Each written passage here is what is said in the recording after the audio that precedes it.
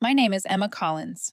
I'm 38 years old, and I just watched 5 years of my life get handed to a kid who's never had to fight for anything. That morning, the air inside HorizonTech Logistics headquarters felt heavier than usual. A company wide meeting, the kind everyone pretends to understand, but no one really does. I sat in the second row beside the finance team, laptop open as always, ready to take notes like it actually mattered. Richard Grant, our CEO, walked up to the stage with that familiar smug smile. Light gray suit, navy tie, perfect posture, the exact image of a man who's spent his career polishing appearances. Thank you all for being here today, he began, his voice steady and smooth.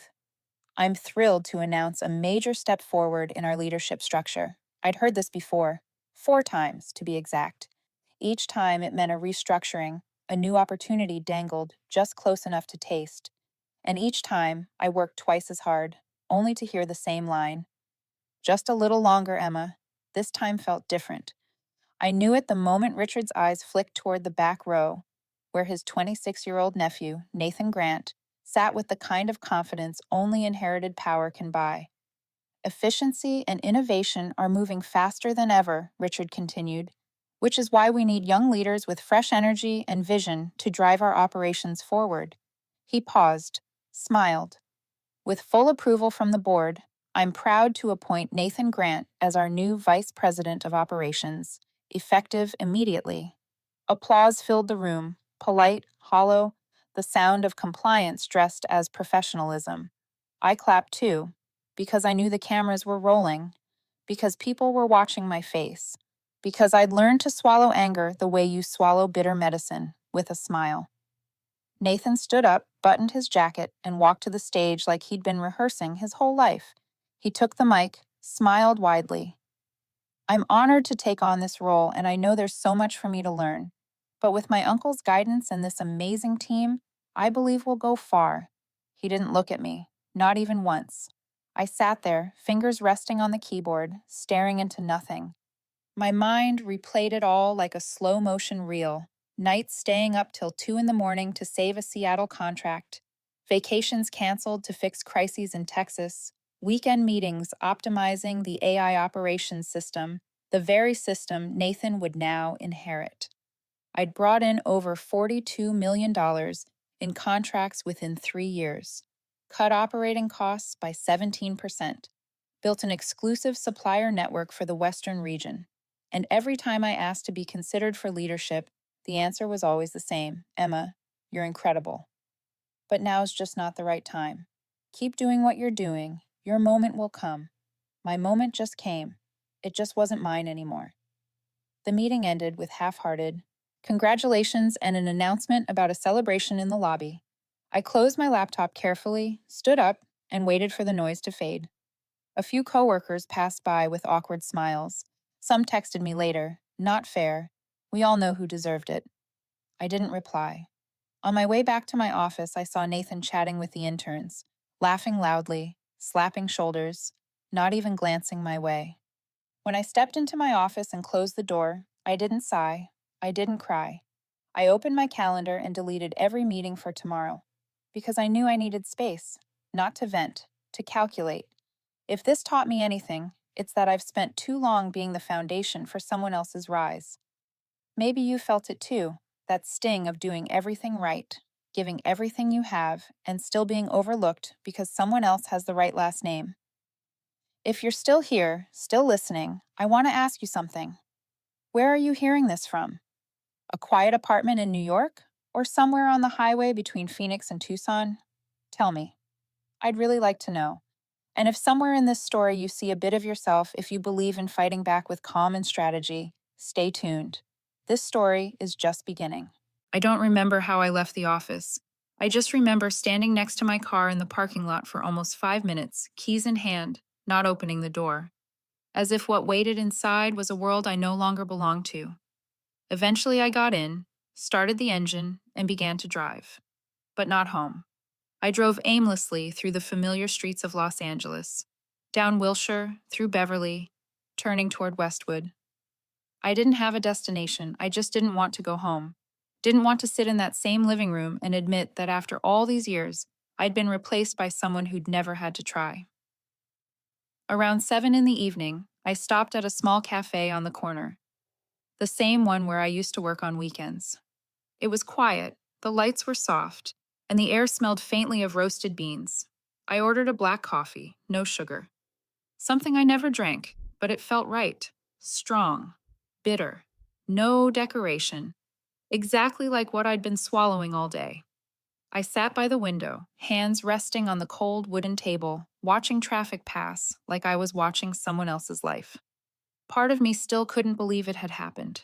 Me, Emma Collins, the one who stayed when no one else wanted to, who brought in over $40 million in contracts, who led the AI operations project that Nathan was now trusted to oversee, had just been erased from the very path I built. I thought back to the first time I asked to be considered for a promotion. Late 2020. I'd just completed the West Coast restructuring project that saved the company nearly $2 million. I'd written a full 90-day plan, built a data model, and proven I could lead. I even got commendation letters from 3 strategic clients. Richard sat across from me in the conference room on the 15th floor, flipping through my proposal before looking up with that polite, hollow smile. Emma, sometimes the best specialists aren't always fit to be leaders.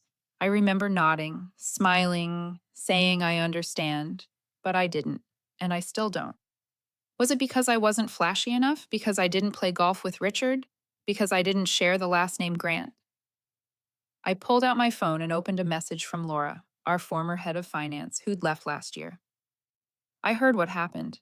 You didn't deserve that. Everyone knows who really built the system they're using. I put the phone down. It felt hot in my hand, not because of what it said, but because I was afraid of believing it. Because the moment you start believing in injustice, you have to face the truth. You've allowed it for far too long. Around 9 that night, I decided to drive back to the office to grab my personal laptop I'd left behind. The 12th floor lights were still on. Strange. It was long past hours, and no meeting had been scheduled. I stepped off the elevator quietly. The conference room door was slightly open. Inside, Richard sat in front of the big screen on a video call with the board. They didn't see me, and I didn't try to be seen. Richard's voice came through clearly. Emma is reliable, but she's not disruptive. Nathan has youth, direction. He's part of my future. A board member, maybe the CFO, interrupted. Nathan's only been here 4 months. Emma just completed the AI platform we're planning to expand into Canada. Richard smirked. Yes, but ideas are everywhere. Nathan can take it further. Emma's better suited for a supporting role. I froze, not because of what he said, but how he said it. Calm, certain. Like my 5 years of work were a line item he'd already written off. I turned away, walked toward the elevator, my heartbeat slow but heavy. I wasn't angry, I wasn't shocked. Everything was simply clear. They never planned to promote me. I was never the next in line. I was the one they kept to do the work, to build what someone else would lead. An excellent employee, a trusted advisor, a shield, but never a leader. That night, I couldn't sleep. I lay on the sofa under the dim light of the living room lamp, thinking about what my father once said while rebuilding our backyard with his own hands. When you build on someone else's land, what you create will never belong to you. I understood it differently now. I'd built my entire career on someone else's foundation. Now it was time to pull the foundation out, take back the plans, and start again. This time, no one would take it from me.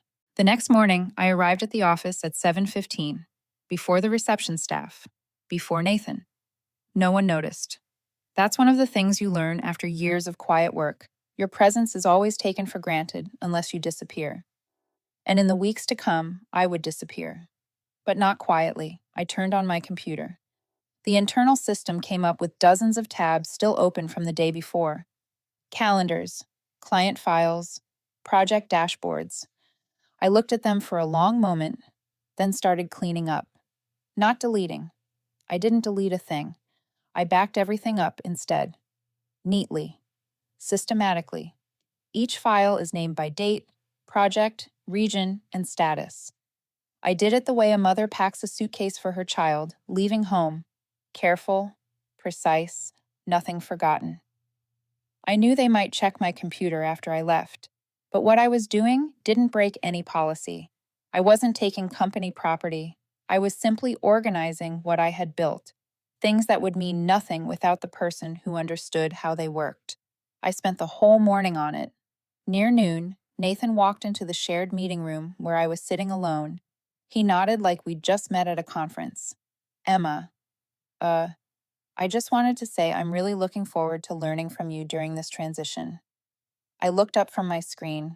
His expression carried less confidence than usual, though that trace of smugness still lingered, like someone told him to go build rapport with the team. I'll help where needed, I said evenly. Nathan nodded.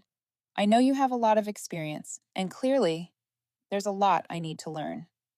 I'll work hard not to let you down. I didn't reply.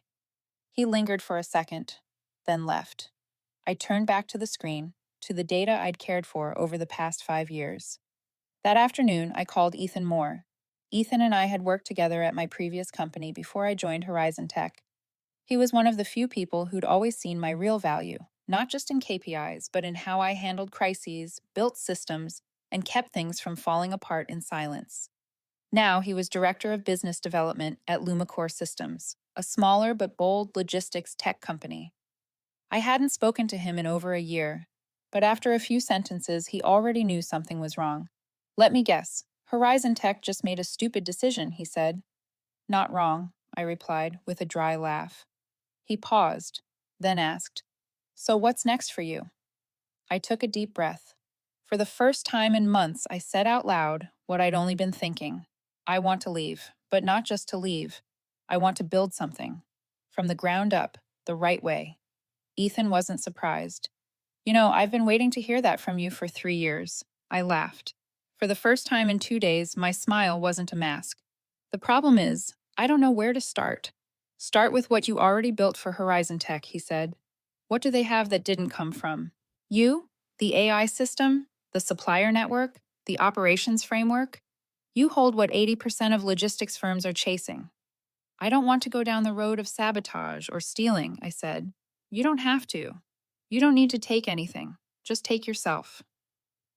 We talked for another hour. Ethan mentioned a few venture investors he knew, offered to help me gather a small technical team if I was serious.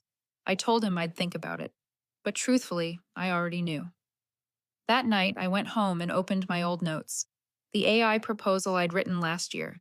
The operations redesign Horizon Tech had dismissed as too risky. I reread every line, fixed a few flaws, and added a few updates. I titled the folder NovaLink Draft 1. A simple name, but full of meaning. Nova, as in Nova Star, a burst of light after millions of years in silence. Link, because everything in this industry revolves around connection. NovaLink, new beginning. The next morning, I arrived early as usual, but this time not to work for them. I began writing my exit checklist. Who needed to be informed? Which client contacts to hand off properly? Who deserved a thank you? Who would ask why I was leaving? I didn't need to rush. I needed to do it right. And I would, quietly, strategically, with the discipline I'd spent a lifetime building. 3 weeks after the promotion announcement, the air inside Horizon Tech began to change. No one said anything to me directly, but I could feel the looks. Some people started acting differently. Not distant, just hesitant. Like they knew something they didn't dare admit. Like my silence worried them more than my anger. And I understood why. I didn't shout. I didn't confront. I didn't quit. I didn't do any of the things they expected from someone treated unfairly. Instead, I did what I'd always done. Show up early, work hard, stay precise, and quiet. But this time, it wasn't for the company, it was for me, for NovaLink. I spent every lunch hour refining the business plan, every evening meeting old connections, former colleagues, partners, suppliers. No one refused. No one asked too many questions. Maybe they'd heard. Maybe they just trusted me more than they ever trusted Horizon Tech. One Tuesday afternoon, while reviewing the client account system, I got an email from HR titled Training Invite, Nathan Grant. I opened it. The first line read, "You are invited to assist in onboarding and operational training for the newly appointed Vice President of Operations." I stared at the screen for almost a full minute, not because I was surprised, because I felt relieved. The invitation wasn't an insult, it was confirmation. Proof that they still saw me as the instructor, the foundation, the unnamed support holding up their structure.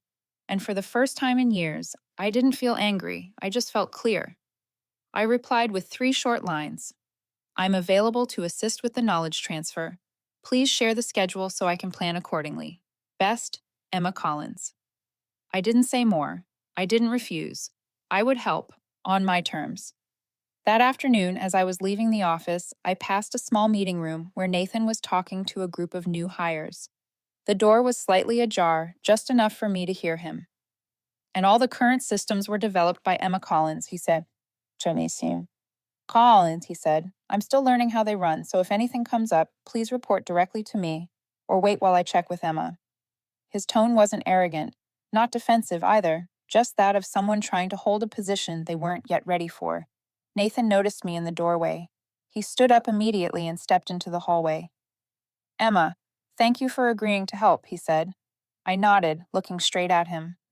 This system is real. The data is real. The clients are real, I said slowly. I'm not helping because someone told me to. I'm doing it because I don't want others paying the price for a bad decision. Nathan swallowed hard and nodded. I know I don't have enough experience yet, he said quietly, but I want to learn. I'm not asking for forgiveness. I just don't want to see it fall apart. I studied him for a moment. This 26-year-old, despite the last name, Grant, was just another piece on a larger board, a pawn placed where someone else wanted it, ready or not. The question isn't whether I forgive you, I said. It's whether I still believe in this system. The next day, I received an anonymous message through the internal network. It was a screenshot of an email exchange between Richard and the head of HR, titled Emma Internal Communication Handling. The thread showed Richard instructing to control language in all meetings, minimize mention of Emma's role, and ensure Nathan's story is framed as a positive leadership transition. I wasn't surprised, but this time I took a screenshot and saved it in a private Google Drive folder labeled HorizonTech Evidence Files. It became clearer by the day. They weren't just excluding me. They were rewriting history, erasing my name from the things I built, and that, more than the promotion itself, was the final blow. That evening, I met Ethan again at a small bar near Venice. He brought a USB drive. I recovered a backup of the CRM system from 2021, he said. It includes your first email exchange with Richard about the AI project, plus his written confirmation that if it succeeded, you'd be considered for VP. I took the USB without a word, but in my mind, pieces started falling into place. Not for a lawsuit. I had no appetite for courtrooms, but for truth when the time came. At home, I reopened the NovaLink folder, added a new tab, Core Values. I typed, "We don't erase others' history to build our own legacy. We stand on the shoulders of those before us, not on their backs." It was the first night I found myself smiling at the screen. I hadn't resigned. I hadn't struck back. I hadn't flipped the board. But I'd lit the first match. I wrote my resignation letter on a Friday morning under light rain. No background music, no candles, no dramatic rush of emotion like people imagine those breaking point moments to be. Just a quiet, gray morning, still as a lake, but inside, everything had already begun to move. I sat at my kitchen table, the coffee machine humming softly behind me, and opened a blank document. Not Word, not fancy, just Notepad. No formatting, no fonts, just text. Like me, bare, clear, no embellishment. Dear Mr. Grant, after careful consideration, I have decided to resign from my current position at HorizonTech, effective 14 business days from today. I am deeply grateful for the opportunity to have been part of the company for the past 5 years. to contribute to strategic projects, and especially to work alongside a dedicated professional team. I am committed to ensuring a smooth transition and will complete all necessary handovers to support operations and the incoming leadership team. Sincerely, Emma Collins. I didn't write another line. No blame, no explanation, no mention of Nathan, AI, or any achievements. Because goodbyes should only be spoken when you truly mean to go, and I had nothing left to hold on to. I printed the letter, sealed it in a white envelope, and slipped it into my bag. That morning, I worked as usual. Emails, logistics meetings, vendor updates from Houston. At 4:20 in the afternoon, I stood up from my desk and walked toward Richard's office. I knocked twice, just enough to be polite, not performative. "Come in," he said, his voice familiar, steady. I stepped inside. He was reading a report, eyes still on the screen as I placed the envelope on his desk. "This is my resignation. Effective in 2 weeks." He paused. His eyes shifted from the monitor to me, slowly, carefully. Then he opened the envelope, read the letter. His face didn't change for the first 10 seconds. Then he leaned back in his chair. "This is because of Nathan, isn't it?" I said nothing. I wanted to see what he'd say if I stayed silent. "Emma, you've built so much here," he continued. "I know that. But leaving like this, walking away from everything, it's not wise." I looked him straight in the eye. "I'm not walking away from anything. I'm leaving after finishing everything. I've left all the documentation, the guides, the contacts. Everything's ready for whoever comes next." Richard exhaled, his tone shifting. "Have you considered what this might do to your reputation? Leaving right after being passed over could look emotional, unprofessional." I smiled faintly. "I think what's unprofessional is building an entire transition plan without involving the person who designed the system." He narrowed his eyes. "I believe I have the right to do that." "Of course, and I have the right to leave." He went quiet for a long time, then muttered almost to himself, "You used to be my pride, Emma. Reliable, consistent. I always thought Emma would never leave us. I used to think that too," I said, "until I realized we never included me." I turned to leave. "Emma." I stopped. "You're making a mistake," he said, his voice colder. "The world out there isn't as forgiving as you think. No one's going to welcome someone who quits over personal disappointment." I turned back, calm. "I'm not leaving because I'm hurt. I'm leaving because I finally know what I'm capable of, and it's more than what I can do here." Then I walked out without looking back. 2 days later, Richard sent a company-wide email announcing my departure to pursue personal goals and thanking me for 5 years of dedicated contribution. Nathan didn't say much, just a short message. "I know I don't deserve everything I've been given, but I'll do my best not to disappoint you." I didn't reply right away. Late that evening, I finally did. "I don't expect anyone to take responsibility for another person's choices. I just hope you learn to build on your own foundation." He sent back one word: "Thanks." During my final week, I didn't slow down. I worked even harder. Not because anyone asked me to, but because I wanted to leave the right way. I called every major client personally, explained the transition, introduced Nathan as my successor, and assured them I'd support them during the changeover. Some were surprised. A few went silent for a long time after hearing, "I'm leaving." I wrote handwritten notes to 3 junior employees who had worked under me, simple thank yous and words of encouragement. Not long, not poetic, just what I once wished someone had written for me. On my last day, I packed my desk as if leaving an old apartment. Every drawer, every folder felt familiar, like pages of a diary no one ever read. I closed my laptop, removed my ID badge, and left them neatly on the desk. As I walked past the front lobby, I didn't stop, didn't say goodbye. I didn't want to leave behind sentiment, just closure. I left HorizonTech on a Friday afternoon in early April. The sky was clear, not a single cloud, as if the world itself was pretending to stay calm. But inside me, nothing was calm at all. Not because I had regrets, but because I knew the easy days were behind me. No more nameplate with a company logo. No assistant is managing my schedule. No meeting room with perfect air conditioning, free coffee, or ready-made procedures. Just me, with one hard drive holding everything I'd ever built, one unshaped idea, and one question echoing every morning. How do I start over my way? I didn't start with an office or a website or a logo. I started with a Sunday night Zoom call with 4 people. Ethan, of course.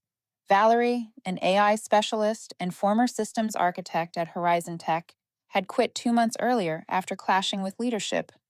Miguel, an operations manager I'd met during a supply chain project in Arizona.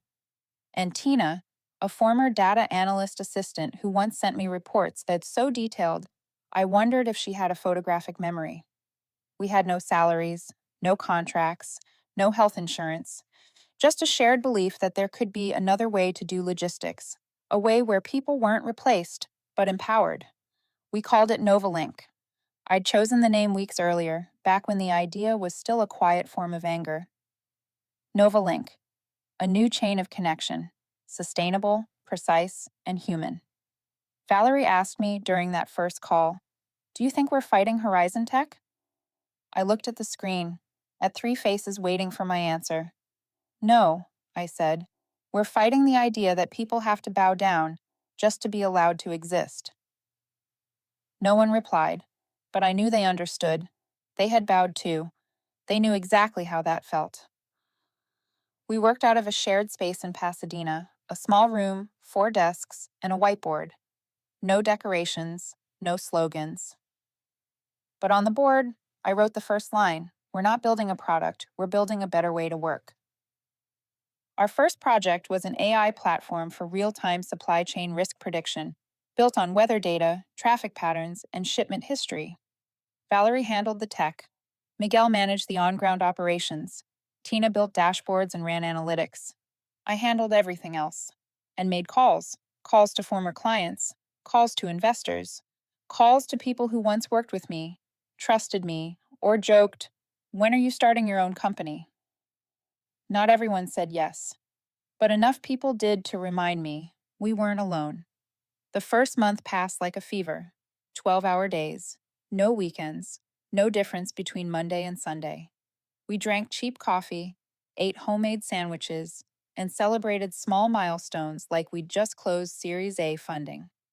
I started sending weekly update emails to the team, not just to report progress, but to remind us why we were doing this, and that every hour spent here was one step further from where we'd once been held back. One Wednesday morning, while I was drafting a demo plan for potential investors, my phone rang. Unknown number. I picked up. "Emma, this is Janet from Morrison Industries. I heard you left HorizonTech." Janet was the procurement director for one of the biggest clients I'd ever handled. Her tone was firm, not unfriendly. "We just got a notice saying Nathan will be our new contact, but this morning he called to ask about a delivery schedule we finalized 3 months ago." I didn't respond right away. Janet sighed. "Emma, I don't have time to train HorizonTech's new VP. Tell me honestly, what are you doing right now?" I took a breath. For the first time, I said what I'd never told a client before. "I'm building my own company, a new system, not to fight anyone, to do things the right way." There was a short silence. Then Janet said, "Send me the details and the mock-up of that AI system you mentioned before. If it's what you described, we should talk seriously." After the call, I walked straight out to the third-floor balcony of the co-working space. I didn't shout. I didn't cry. I just stood there, my hands on the railing, wind in my face, and knew that everything was starting to feel real. 2 weeks later, NovaLink had its first client, Copperfield Manufacturing, a heavy equipment company in Texas I'd once helped recover from a shipping delay in less than 24 hours. They signed a 3-month pilot contract with us. Not a big deal, but enough to pay basic salaries. We celebrated with pizza and soda. Valerie brought a cheap bottle of wine and said, "You know, NovaLink feels like a ship. People thought it was just a lifeboat, but now it's got an engine." I laughed. I'd say the engine is every time someone told us, "Just keep working. The promotion will come later." I ended NovaLink's third month with an internal report. No one asked for it, but I sent it to everyone. I wrote, "We're not moving fast, but we're moving right. We're not taking anything from HorizonTech. We're building what they never had the courage to create. Signed, Emma. The fourth month of NovaLink began with an email from a lawyer. Subject line, legal notice from HorizonTech Logistics. I opened it on a Monday morning while the team was planning our AI platform's beta update. It was a formal letter, nearly 3 pages long, written in that cold, deliberate tone meant to intimidate. In summary, HorizonTech accused NovaLink of illegally exploiting intellectual property, improperly contacting former clients, and violating unwritten confidentiality agreements. Nothing surprising. Nothing shocking. I'd known this was coming, sooner or later, but seeing it in writing still felt like a punch to the gut. Not because it hurt, but because it meant the fight had officially begun. Ethan walked into the conference room as I was reading it for the second time. You called it, I said, handing him the printed copy. They're striking first. He skimmed a few paragraphs, then nodded. Richard was never going to let you leave quietly. To him, you're a living reminder that his system failed. I folded the pages. You think they have any real grounds? No, he said instantly. No non-compete, no stolen data, no use of their materials. It's just a scare tactic to slow you down. I exhaled slowly, not from fear, from the effort of staying calm for everyone else. The next day, I got a call from a potential investor I'd met the week before. The meeting had gone well. They were excited, asking about market plans, projections, and expansion. One even said, if we come in at seed, how much do you need to scale? But now the tone was hesitant. Emma, Richard Grant called us. He claims you're building a company on questionable ethics. He says legal action is coming. I kept my voice steady. Did he provide any evidence? No, but it's Richard Grant. And in this industry, a shadow of doubt is enough to make people step back. I paused, then said quietly, thank you for calling, and for being honest. When I hung up, Valerie, standing nearby, watched me for a cue. We're fine, I said, but now it's clear. They don't just want to stop us, they want to make sure we can't keep going. That evening, I met Ethan at NovaLink's law office. In a small, glass-walled room under white light, the two of us sat with our attorneys. We reviewed every clause, every email, every internal record I still had, not to counterattack, but to secure our ground. At the end of the meeting, the lead attorney looked up.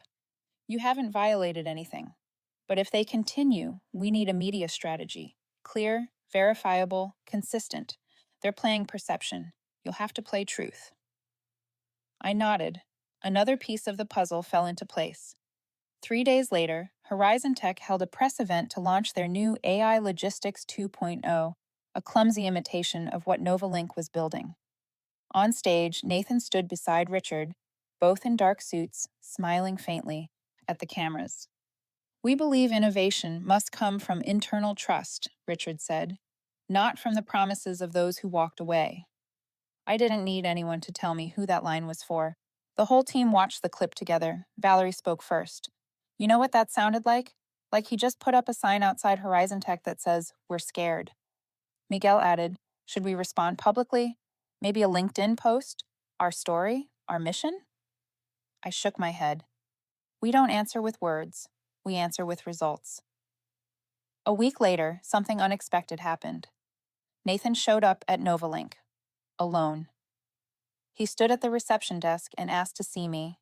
No appointment, no warning. I came down to the lobby. We met in the small seating area. No coffee, no small talk. Emma, he started, voice tight. I know you have no reason to talk to me, but I need to say this. I stayed quiet, waiting. I know what Richard's doing. I don't agree with it, but I can't stop it. I looked straight at him. Then why are you here? To say I'm sorry. I didn't know it would turn into this. I thought I could handle the role, but I was just put there to cover the hole you left behind. I didn't soften, but I didn't hear either. I don't need your apology, I said calmly. I just hope you understand. No one can fill another person's place without walking their own road first. Nathan nodded, silent for a long moment. Are you going to sue HorizonTech? He asked quietly.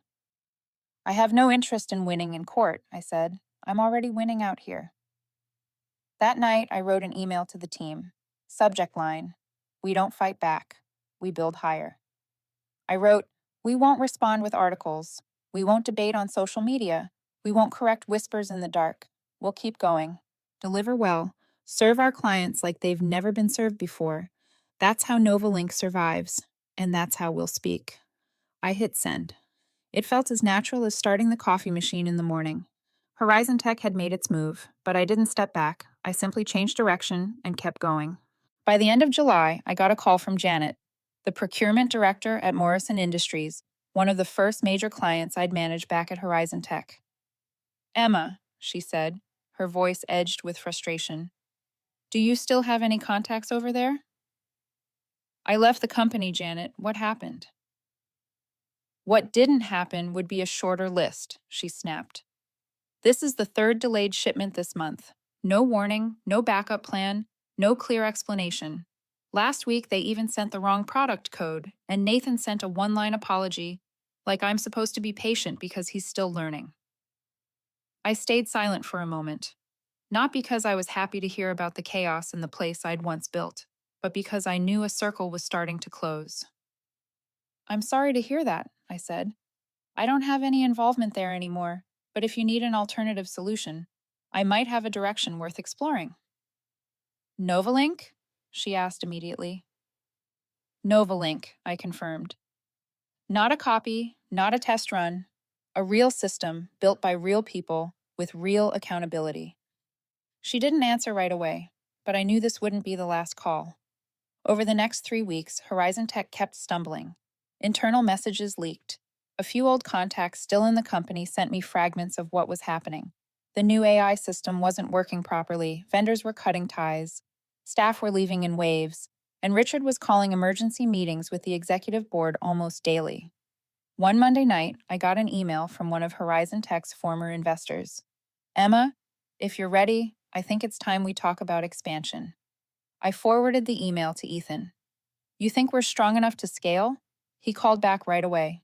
Emma, HorizonTech is cracking from the inside. They're not losing clients because of product flaws. They're losing them because of trust. And trust is what you built for 5 years, something they can't buy back.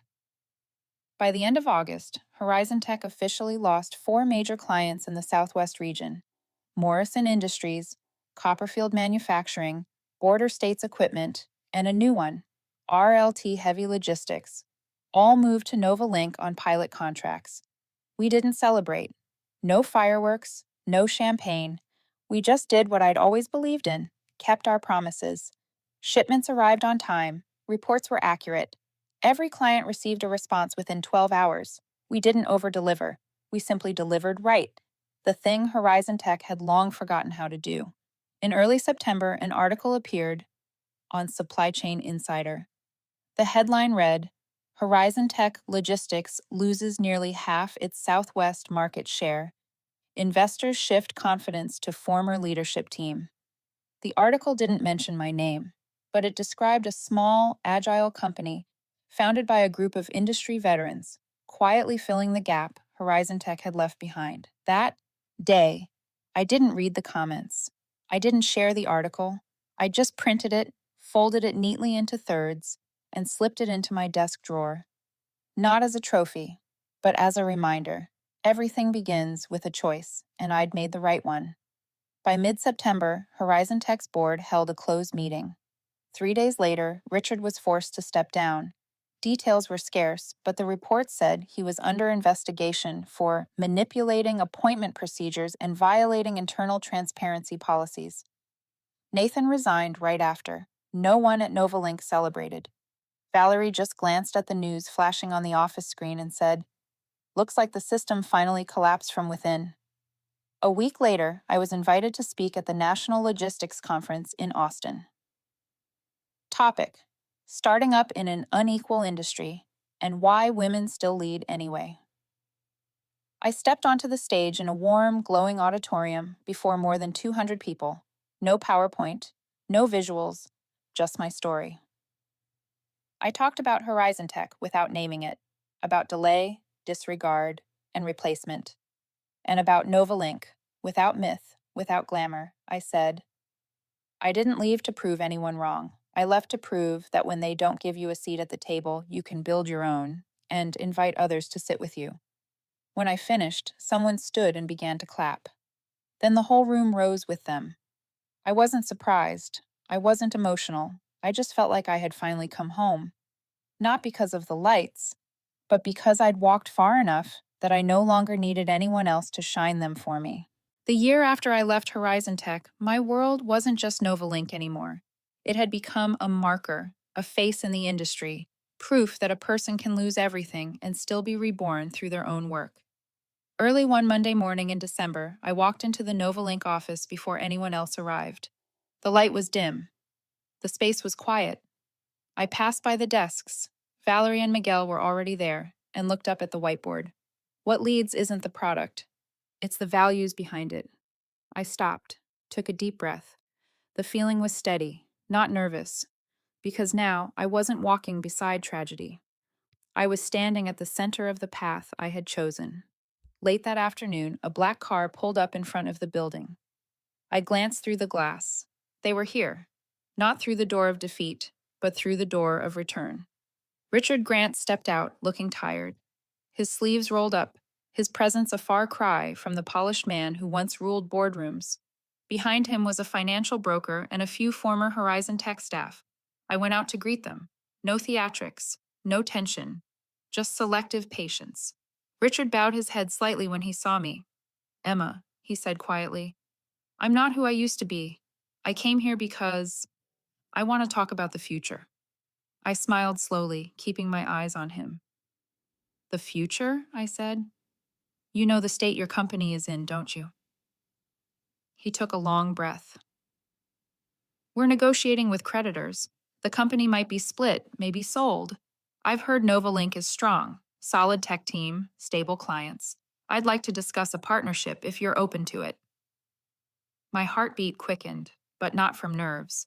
It was the strange calm of standing at the top of the hill, looking back at the tunnel you once crawled through. What kind of partnership? I asked evenly. Richard hesitated.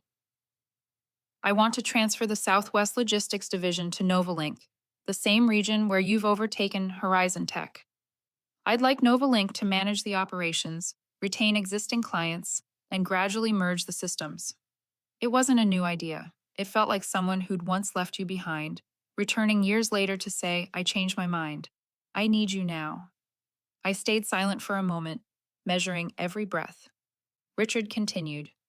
I'm willing to hand over the division's management to you, if NovaLink agrees to acquire the old facilities. I don't have the power I once did, but the physical assets remain. Warehouses, trucks, driver teams. The transfer would make sense. I looked at him, the man I once trusted, once served, once asked to let me lead beside him, only to be pushed aside. The room fell quiet. Finally, I said, I'll consider your proposal, but under two conditions. First, complete transparency, public disclosure of all current contracts, operating costs, and debts. Second, Nathan can't hold any leadership role in the merger. If he wants to be part of it, he starts from the ground level. Richard's mouth curved slightly. He didn't seem surprised. You set the bar high, he said. But fair. I nodded. Then we'll talk again. But make no mistake, I'm entering this as the one leading, not as a guest through someone else's door. He bowed once more and left with the broker. Before stepping into the car, he turned back. Emma, I hope you'll be the one to bring HorizonTech back from the ashes, but this time the right way. I watched the car disappear down the street. Cold winter air rushed through the doorway. I turned back into the office where my team was waiting. Valerie rested her hand on the whiteboard, where the words values lead first were still written. Miguel looked at me. What's next? I took a long breath. We move forward with the deal, and we win by proving this. When you build something for people, you never really fail. A week later, NovaLink and HorizonTech announced a joint statement. NovaLink would assume full operational control of HorizonTech's Southwest division, ensuring uninterrupted service for existing clients. Richard would stay on as an advisor for 18 months, no executive power. Nathan would join the merger under my leadership, starting as a junior project manager. The asset acquisition would span 5 years, paid through performance, not a fixed price. Industry media called it a rare reconciliation between accuser and accused, a partnership that closed the loop with meaning. 2 months into the merger, NovaLink restored the broken operations, repaired the shipping errors, rebuilt the management team, and earned back trust. Clients once lost were slowly returning. Richard, now an advisor, visited occasionally. When he did, there was no trace of arrogance, only quiet respect. We stood as equals now, once colleagues, now partners, but I carried the spirit of leadership. One afternoon, Nathan came into my office, not out of authority, but out of habit. He said, "I just wanted to say thank you." "I know," I replied. "But what I really hope is that you understand. Power doesn't come from connections. It comes when others see you deserve it." He smiled faintly. "I want to learn. I want to start over." I nodded, stood up, and extended my hand. He shook it, not as someone who followed, but as someone finally ready to begin. And finally, one January morning, I stood before the old HorizonTech building, now under NovaLink's management, holding the stairwell keys. I walked into the same boardroom I'd once been excluded from. The new employees looked at me curiously. Nathan sat in a lower position on the new org chart. I placed my laptop on the table, glanced out the window. The feeling wasn't victory, it was closure, a circle, complete. I thought of the journey, abandoned, silent, rebuilding, fighting, creating, returning to lead. I smiled. Sometimes, when they don't give you a seat, you build another table. When they don't see you, you make it impossible not to. And when they knock again, you open the door for yourself. The door closed behind me, but it wasn't the end. It was the beginning of something new.